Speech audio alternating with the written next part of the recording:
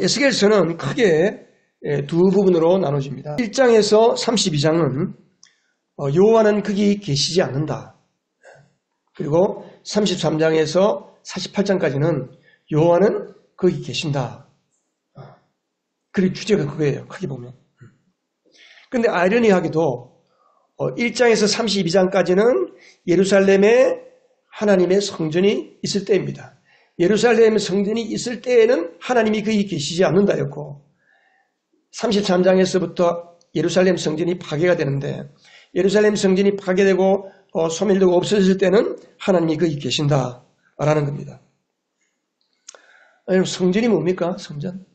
구약의 성전은 하나님의 임재를 뜻합니다. 하나님의 임재. 근데 그 성전이 있을 때는 하나님이 거기 계시지 않는다. 또 성전이 없을 때는 하나님이 거기 계신다. 좀 이상하지 않나요? 지금 이 에스겔 이 시대는 역사적으로 주전 BC 600년 됩니다. 600년, 580년. 그러니까 예루살렘 이스라엘이 바벨론 제국에 의해서 세 차례 침공을 받는데 1차 침공을 받을 때는 BC 605년 이때 침공을 받아서 다니엘이 15살 때 다니엘과 그의 세 친구들과 많은 젊은 어린 아이들이 잡혀갔습니다. 그리고 이제 두 번째 침공을 했는데 거의 한 몇 년에 8년 만에 597년에 2차 침공을 해서 에스겔이 26살 때 잡혀갔습니다. 약 10,000명 정도의 사람들을 데리고 왔습니다. 그리고 이제 에스겔이 바벨론에 있을 때에 잡혀간 지 6년째 될 때, 그러니까 나이가 30살 될 때, 제사장은 구약의 율법에서 제사장은 만 30세가 되어야 제사장으로 역할을 할 수 있습니다. 그리고 부름받은 지 또한 약 몇 년, 6년 만에, 그러니까 BC 586년에 예루살렘이 세 번째 바벨론 침공을 받아서 예루살렘 성전이 완전히 파괴가 됩니다.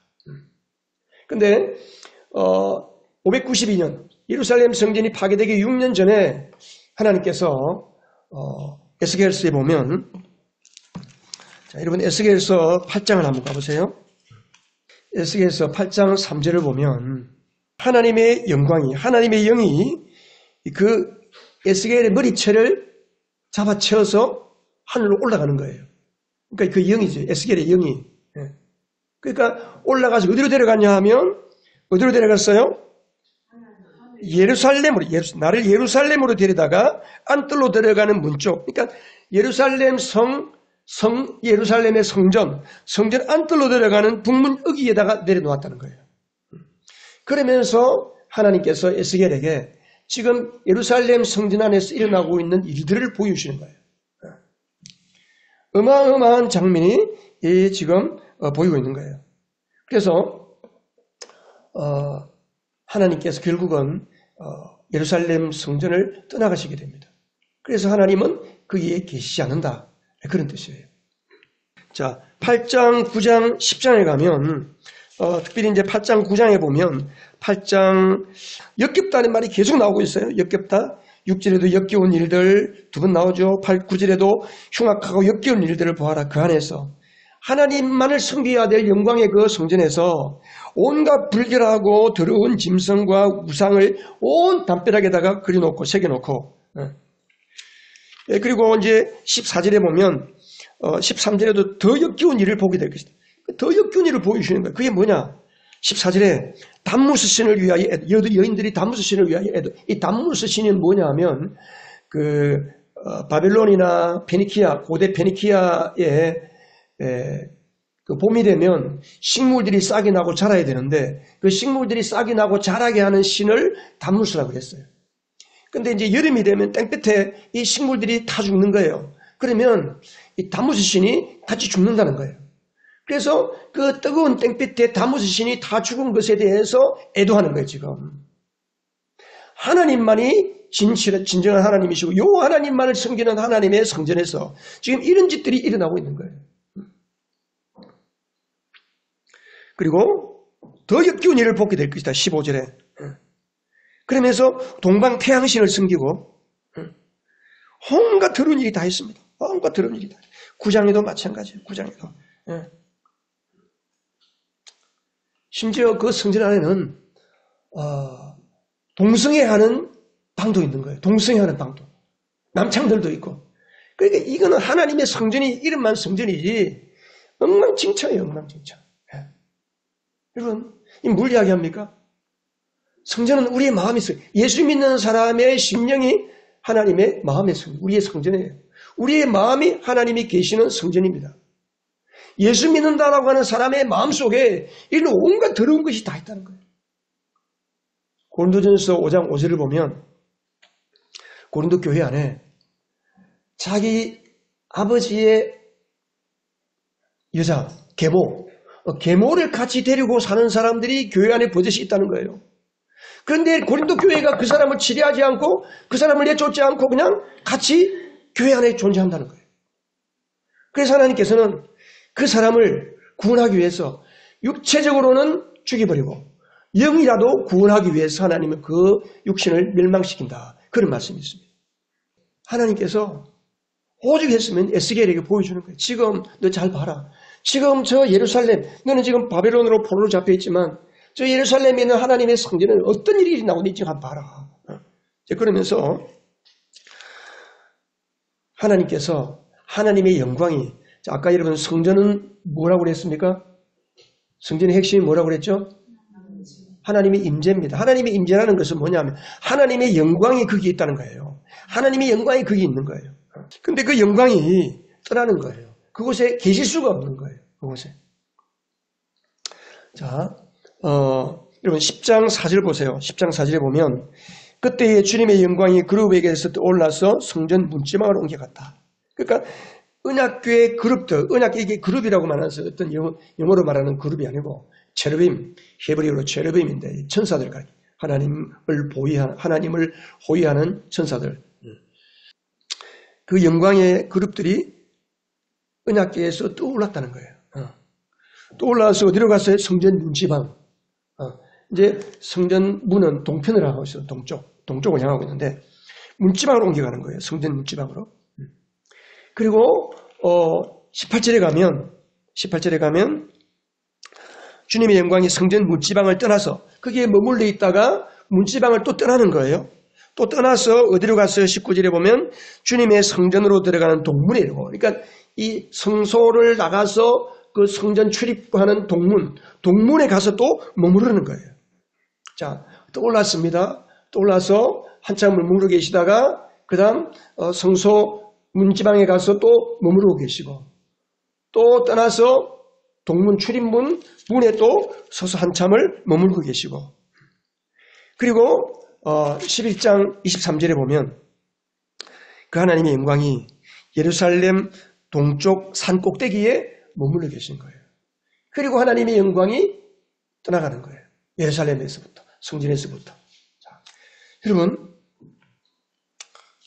왜 이렇게 하나님의 임재의 영광이 떠나가는 것을 사실적으로, 구체적으로 묘사했을까요? 자, 하나님의 영광의 임재의 영광이 그냥 휙 떠났습니까? 어땠어요? 뭘 느끼세요, 거기서? 하나님이 떠나기 싫은 거예요. 이건 내가 머무를 영광의 장소인데 내가 여기서 떠나기 싫다. 떠나기 싫다. 그런데 있을 수가 없다. 얼마나 하나님을 모욕하고 있어요. 하나님께서 이렇게 더는 계실 수 없어서 머뭇머뭇거리면서 떠나시는 그 모습. 그 모습에서 우리가 뭘 할 수 있습니까?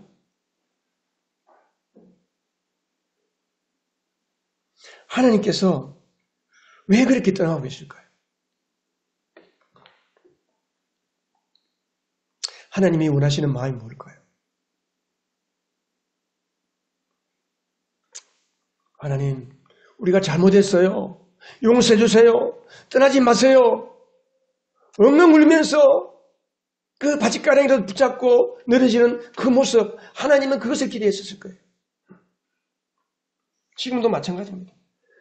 우리가 아무리 잘못해도 하나님은 우리가 회개하기를 기다리십니다. 우리가 회개하고 돌이킬 때 하나님은 우리를 다시 새롭게 해주시는 하나님이세요. 더군다나 구약시대에는 성령이 예수 믿는 사람, 신약시대처럼 보편적으로 모든 예수 믿는 사람 속에 성령이 들어오시는 게 아니고 특별한 사람들, 특별한 장소, 그곳에 하나님의 성령이 임하시거든요. 근데 오늘 우리가 예수를 믿으면 예수가 내 마음속에 계시면 성령이 오시고 성령은 떠나지 않습니다. 영원토록 우리와 함께 계십니다. 그래서 아까 고린도전서 5장 5절에 있는 것처럼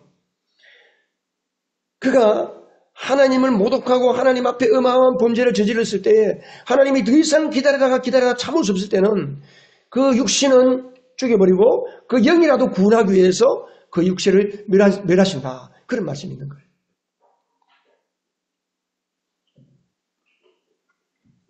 오늘날 우리 예수 믿는 사람들이 얼마나 우리가 우리 마음속에 계신 하나님 앞에서 죄와 더불어서 뭉개고 있는지 회개치도 않고 불순종과 부도덕과 불경건과 온갖 더러운 것으로 뭉개고 있으면서 이름은 겉으로 하나님 부르고 주일날이 되면 하나님 앞에 나와 예배하면서 실제는 우리 하나님을 괴롭게 하고 답답하게 하고 슬프게 하고 있지는 않은지.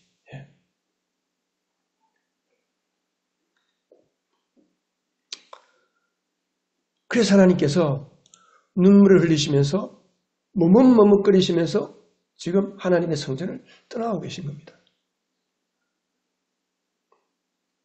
혹시 여러분, 우리도 이스라엘처럼 하나님의 징계 가운데 놓여서 1차 침공을 받았어요.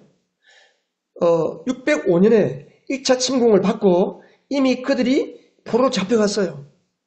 그리고 597년에 8년 만에 두 번째 침공하잖아요. 그리고 또 세 번째 또 586년에 왜 하나님께서 이스라엘을 이렇게 한 번만에 멸망시키지 않고 한 번 공격하고 한 번 침공당하고 또 포로로 잡혀가고 또 침공당하고 또 포로로 잡혀가고 왜 그랬을까요?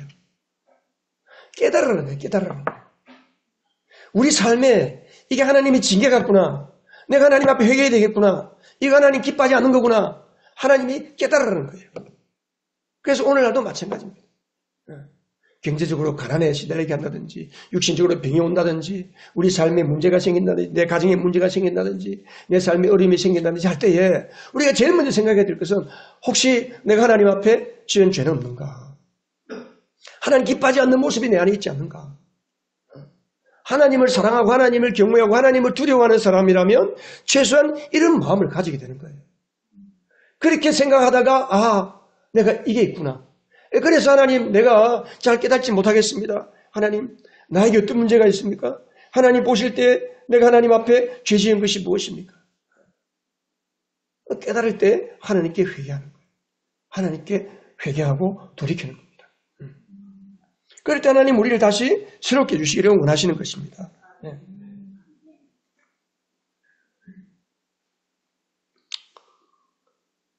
여러분 회개가 뭡니까? 회개는 뉘우치는 게 아닙니다. 여러분. 도덕적으로 내가 좀 잘못했구나 뉘우치는 거하고는 달라요. 회개는 방향을 돌이키는 거예요. 방향.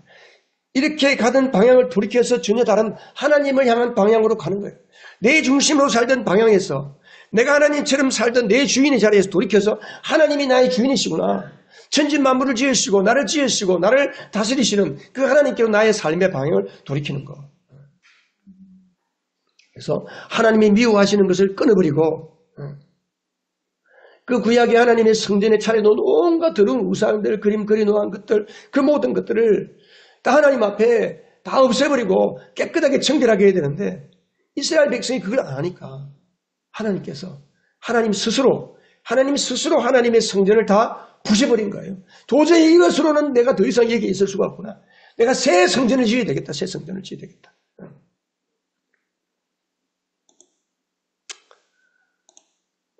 고린도전서 3장 16절, 고린도전서 6장 17절에 예수 믿는 사람은 너희의 몸이 하나님의 성령이 거하시는 성전인 줄 알지 못하느냐 그랬어요. 예수님을 마음에 영접하고 내 안에 성령님이 계신 분들은 우리는 하나님의 성전입니다. 하나님의 성전입니다. 우리가 거룩해서 성전되는 게 아니고 거룩하신 영, 전능하신 하나님, 거룩하신 성령께서 내 안에, 내 영 안에 들어오셔서 나의 영과 하나가 되어 주셨기 때문에 나는 거룩해지는 겁니다. 지난주에 이와 치드께는 우리가 어떻게 거룩해집니까? 내 노력으로, 내 도덕적인 열심을 가지고 선행을 통해서 아닙니다. 하나님께서, 성령께서 내 안에 오셔서 진리의 말씀을 선포해 주시고 성령께서 십자가의 보혈과 부활의 권능으로 나에게 임하여 주실 때 나는 하나님 보실 때 하나님이 의롭다 해주시는 거예요. 의롭다. 그래서 내 영이 하나님 앞에서 의로워지고 그 영이 의로워진 것을 믿음으로 내가 의로운 삶을 살게 되는 겁니다. 그래서 우리가 노력하고 또 순종하고 연습하고 거룩한 삶으로 나가는 거죠. 우리 삶에 하나님 기뻐하지 않는 것들, 하나님 싫어하는 것들. 여러분, 조금만 생각하면 돼요.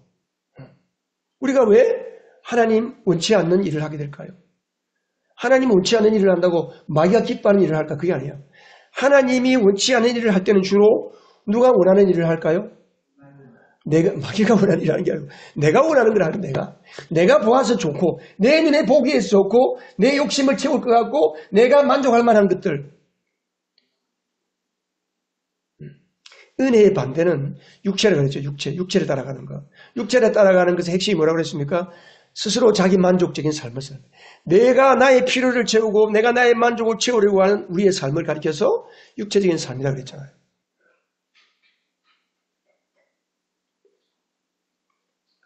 그러니까 우리가 내가 원하는 것을 행할 때에 내가 원하는 것을 할 때 우리는 어떻게 돼요? 하나님께 기도해야 되죠. 내게 없어요. 내게 부족해요. 내게 아직 모자라는 게 많아요. 그런데 내가 그걸 원합니다. 그럼 우리 하나님께 은혜를 하나님 내가 이게 필요합니다. 좀 도와주세요. 좀 주세요. 아들이 아버지에게 떡을 달라는데 뱀을 줄 자가 있느냐 그랬어요. 아무리 악한 아비일지라도 자녀가 달라면 더 좋은 것을 주시는 것이 아버지다.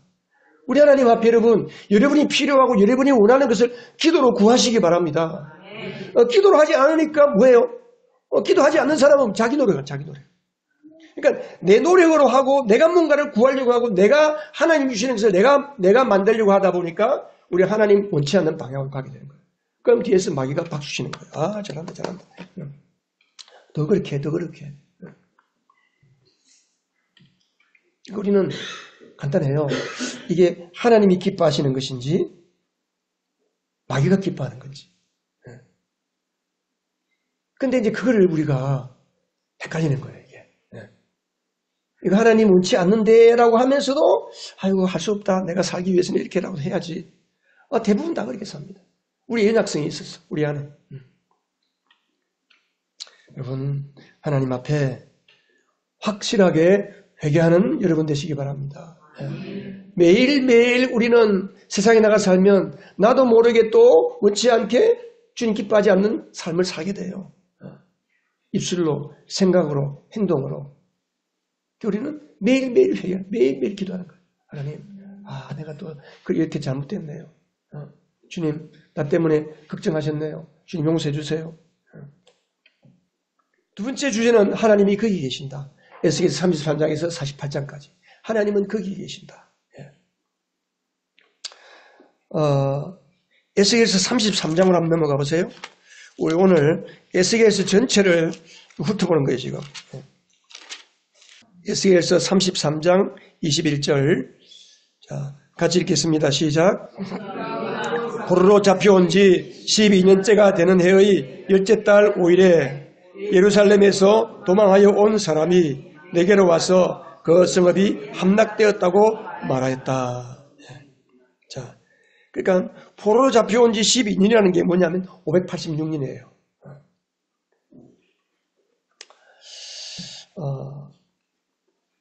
이 30그 포로로 잡혀온 지 예루살렘 성전이 함락되었고 예루살렘 성읍이 함락되었고 성전도 다 파괴되었습니다.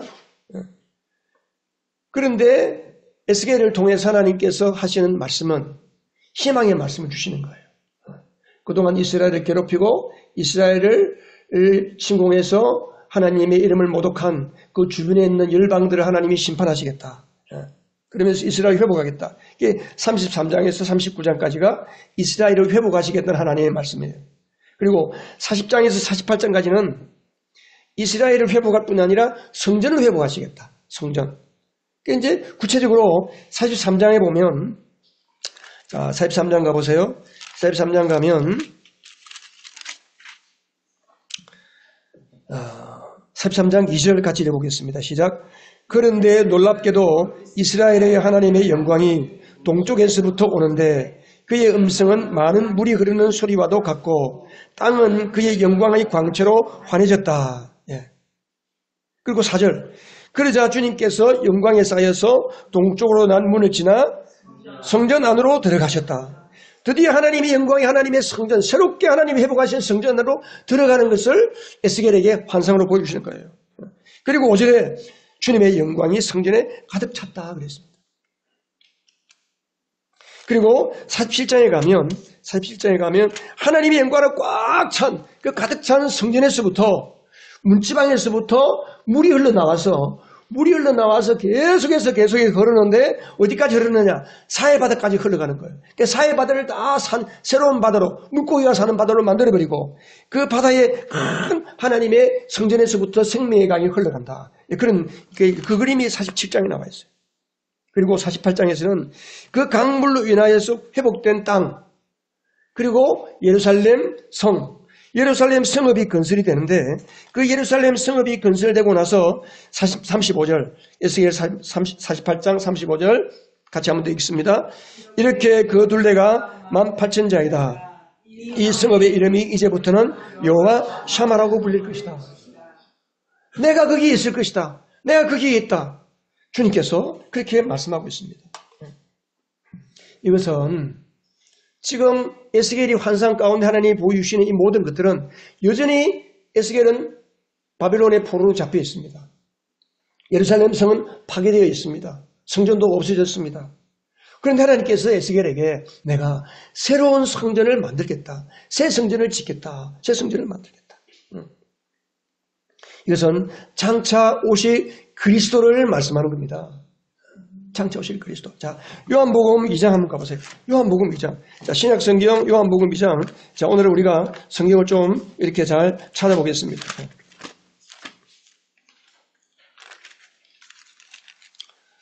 요한복음 2장에 가면 예수님께서 2장 19절에서 21절까지 같이 읽어보겠습니다. 시작. 예수께서 그들에게 말씀하셨다. 이 성전을 허물어라. 그러면 내가 사흘 만에 다시 세우겠다. 그러자 유대 사람들이 말하였다. 이 성전을 짓는데 46해나 걸렸는데 이것을 사흘 만에 세우겠다고요? 그러나 예수께서 성전이라고 하신 것은 자기 몸을 두고 하신 말씀이었다. 자, 예루살렘 성전이 주전 586년에 다 사라지고 파괴되고 없어졌어요. 그리고 70년 있다가 바벨론에서부터 이제 페르시아 제국이 들었으면서 페르시아의 고레스 왕이 이스라엘 사람들에게 본국으로 돌아가도 좋다. 본국 귀환 명령을 내렸어요. 그 칙령을 받고 그들이 돌아와서 조그맣게 성전을 지었습니다. 조그맣게. 아주 초라하게.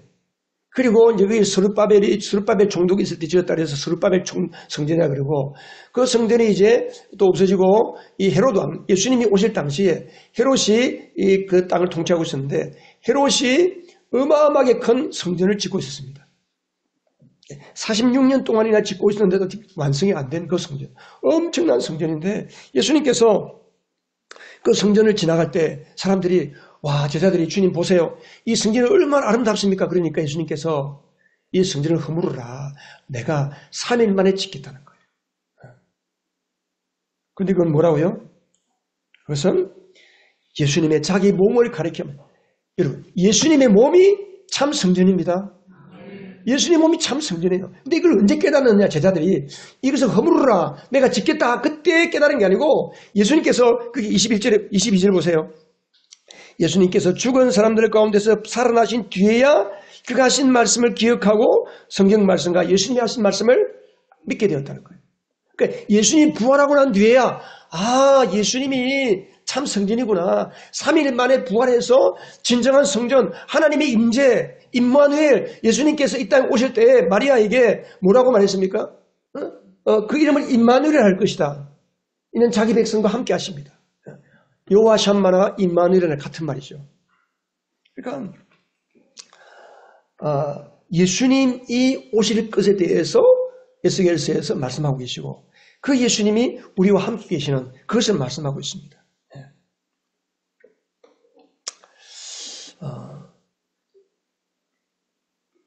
그래서 여호와 샴마는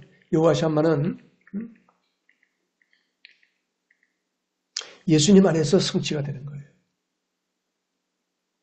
예수님이 12살 될 때 처음으로 예루살렘 성전에 올라가셨어요. 그런데 사람들은 여호와 샴마가 돌아왔다는 사실을 아무도 몰랐어요. 요한복음 1장 14절에 보면 같이 읽어보겠습니다. 그 말씀은 육신이 되어 우리 가운데 사셨다. 우리는 그의 영광을 보았다. 그것은 아버지께서 주신 외아들의 영광이었다. 그는 은혜와 진리가 충만하였다. 여호와 샴마이신 예수님께서 이 땅에 오셔서 요한복음 7장에서 뭘 말씀하시나요?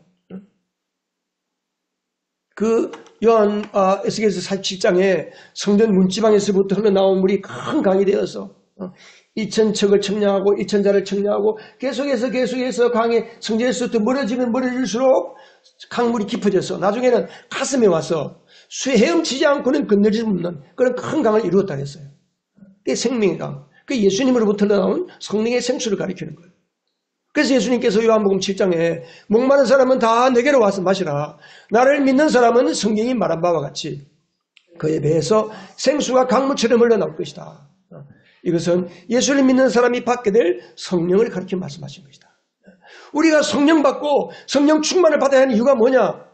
여러분, 우리가 예수를 믿고 내 노력으로, 내 사는 어떤 실력으로, 내가 가지고 있는 어떤 실력과 내가 가지고 있는 자원만 가지고는 살 수가 없어요. 이 땅에서. 하나님의 자녀답게 형통한 삶을 살 수가 없어요. 우리가 지금 1월달에 시편 23편 암송하잖아요. 암송. 2월달에는 시편 2편이에요. 복 있는 사람은 어떤 사람인가? 이게 다 예수 안에서 형통한 삶을 사는 삶의 모습들이거든요. 우리가 우리 안에서 내 힘만 가지고 사는, 예수 믿는다고 하는 것은 내 힘만 가지고 사는 걸 뜻하는 게 아닙니다. 전적으로 하나님이 은혜를 받고 그 은혜를 통해서 나의 삶이 세상에 흘러가는 강물이 되고 우리 교회가 세상으로 흘러가는 강물이 되는 거예요. 우리가 예수를 믿은 것은 여러분, 예수를 믿는 사람은 삶의 목적이 바뀌는 거예요. 전에는 나를 위해 살았어요. 왜 사는지를 몰라. 돈은 버는데 그럼 돈 벌어서 뭐 하지? 돈이 아무리 많으면 무슨 소용이 있어요? 갈 때 다 놓고 가는데. 열심히 고생하고 돈 많이 벌면 그 돈 누가 쓰느냐? 나는 죽고 다른 사람이 쓰는 거예요. 바보 같은 삶을 사는 거지. 그러나 예수를 믿으면 하나님이 나를 통해서 하나님을 영광을 위하여 하나님이 원하시는 그 일을 통해서 그 일을 나를 통해서 하기를 원하시는 거예요. 그러니까 하나님의 목적을 위해 사는 삶이 되는 거죠. 우리가.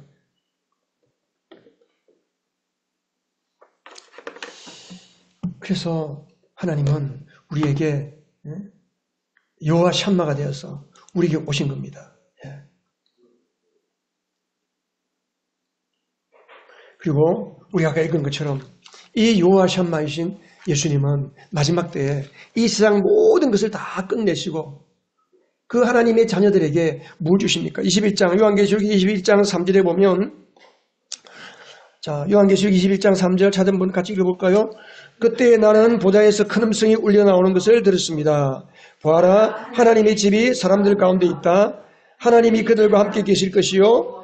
그들은 하나님의 백성이 될 것이다. 하나님이 그들과 함께 계시고, 하나님이 친히 그들과 함께 계시고, 하나님이 자체가 성전이고 예수님이 성전이신 거예요. 그게는 태양이 필요가 없어요. 하나님 자신이 빛이시기 때문에.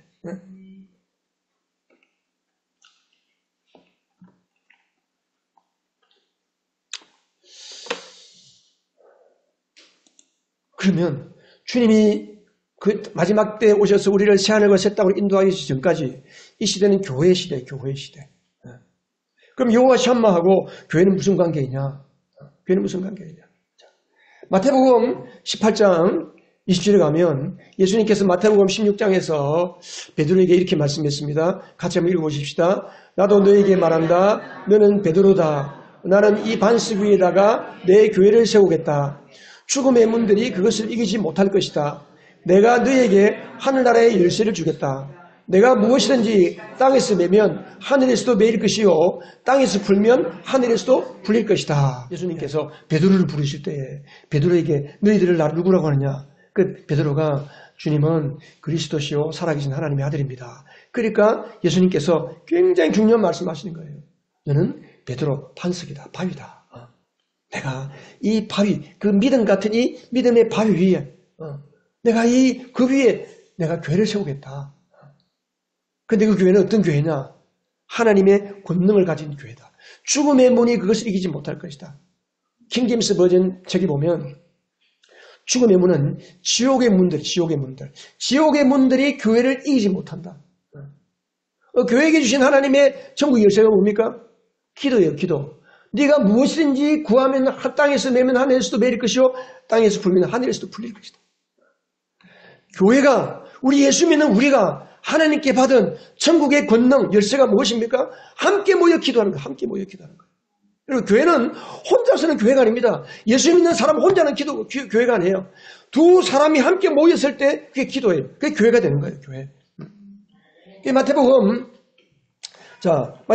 18장에 가면 이 마태복음 16장하고 똑같은 말씀을 예수님께서 마태복음 18장에서 하셨는데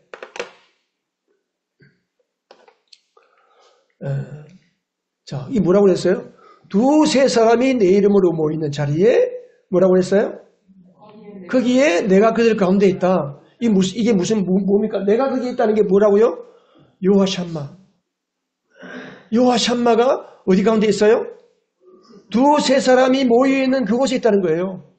그리고 교회는 숫자가 많으면 좋은 교회고 숫자가 작으면 안 좋은 교회가 그런 거 없습니다. 안 좋은 교회는 어떤 교회가 안 좋은 교회예요?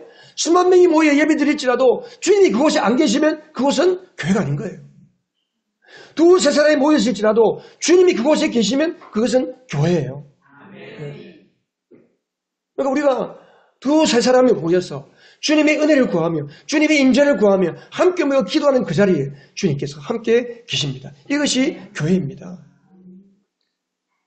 교회는 그리스도의 몸입니다. 몸이 존재하는 이유는 뭐예요? 몸이 존재하는 이유는 다른 사람에게 내가 여기에 있다는 것을 보여주는 거예요. 몸이 없으면 유령이지. 내가 어디 있는지 모르지. 내 몸이 있기 때문에 사람들이 내가 여기 있는 것을 알고 서로 관계를 맺고 대화하고 일을 하는 거예요. 같이. 자, 그러면 이 요와 샴마가 우리에게 왜 중요하냐? 예수 믿는 사람들에게 왜 중요하냐? 첫 번째는 나홀로 신앙은 참 신앙이 아니라는 거예요. 요와 샴마가 어디 계십니까? 두세 사람이 모여있는 그 자리에 주님이 계십니다. 오늘날 굉장히 위험한 신앙이 있는데 그게 뭐냐면 코로나를 지나면서 가난한 족속들이에요. 교회는 안 나가고 주일 예배는 안 나가고 나는 예수 믿는다는 거예요. 나홀로 신앙은 거짓 신앙입니다, 여러분. 하나님께서 우리 가운데 계시는 것을 보여주기 위해서는 두세 사람이 주님의 이름으로 모이는 거예요. 평일날 집에서 모일 때, 목장으로 모일 때 그게 교회가 되는 거예요. 그 목장들이 모여서 이런 연합교회를 형성하는 거죠.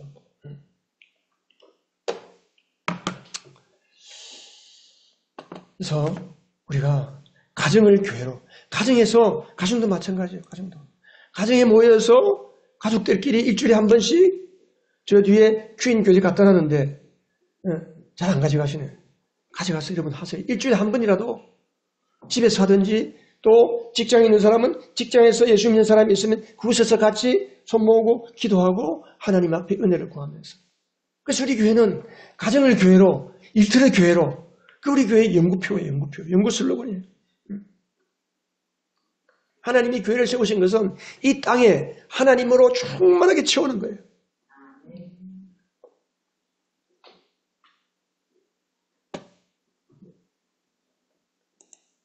여러분, 우리가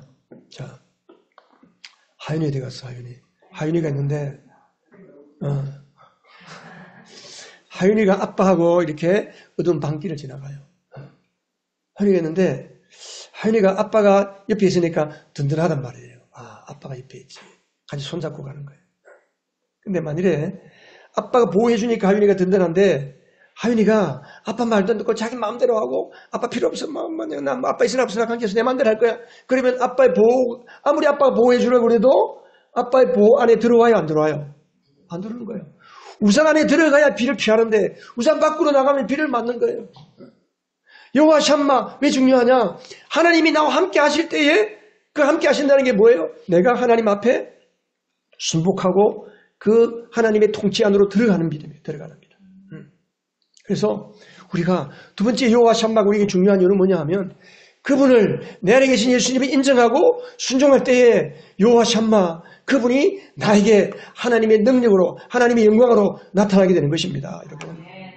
그래서 우리가 주일만 되면 예배하러 나오고 또 목장 모임도 모이고 어때도 우리가 우리 평일날도 항상 주님의 말씀에 순종하려고 애쓰는 것이 이게 내 안에 계신 주님이 나타나는 거예요. 여러분 나는 아무리 나타나봐야 냄새만 피울 뿐이에요. 주님이 나타나야 되는 거거든요. 세 번째 중요한 게 있는데 뭐냐 하면 영적인 전쟁에서 말해야 됩니다. 여러분 마귀가 제일 싫어하는 게 뭘까요? 우리가 주님과 함께 사는 거예요. 예수님께서 아까 베드로에게 말씀할 때 죽음의 문들이 지옥의 문들이 교회를 이기지 못한다고 그랬잖아요. 왜 예수님께서 교회에 대해서 언급하시면서 죽음의 문들, 지옥의 문을 이야기했어요? 그 지옥의 문 안에 갇혀있는 영혼들을 끌어내리면 그 지옥의 문을 주관하고 있는 문지기, 사탄, 마귀와 우리가 일전을 부리지 않으면 그 지옥의 문 속에 갇혀있는 영혼들을 끌어낼 수가 없는 거예요. 그러니까 우리가 예수님과 나와 항상 동행하고 임마누엘이신 예수님과 내가 항상 같이 살지 못하도록 우리를 꼬드기고 방해하고 우리를 주님과 동떨어져서 내 마음대로 살게 만드는 것이 마귀다. 우리는 영적인 싸움이 있다는 것을 알아야 돼요. 항상 영적인 싸움이 있는 거예요. 우리 예수 믿는 사람들은.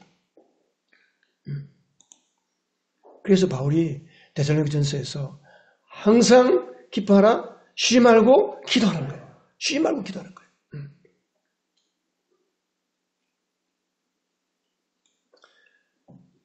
목장은 교회의 최소단입니다. 최소단이. 오늘 여러분 목회자 코너 여러분 꼭 주보 가져가셔서 꼭 읽어보시기 바랍니다. 주보 가져가서 오늘 목장과 우리 목장 모임의 순서에 대해서 다시 말씀드렸는데 나 혼자 고민하지 말고 두세 사람이 같이 나의 고민거리 나누고 또 내가 전도할 영혼들 그들 위해서 기도하고 그래서 목장에서부터 여러분 가정에서부터 여호와 샴마의 영광이 충만하게 드러나는 여러분의 삶이 되기를 주님의 이름으로 축복합니다. 우리 기도합시다.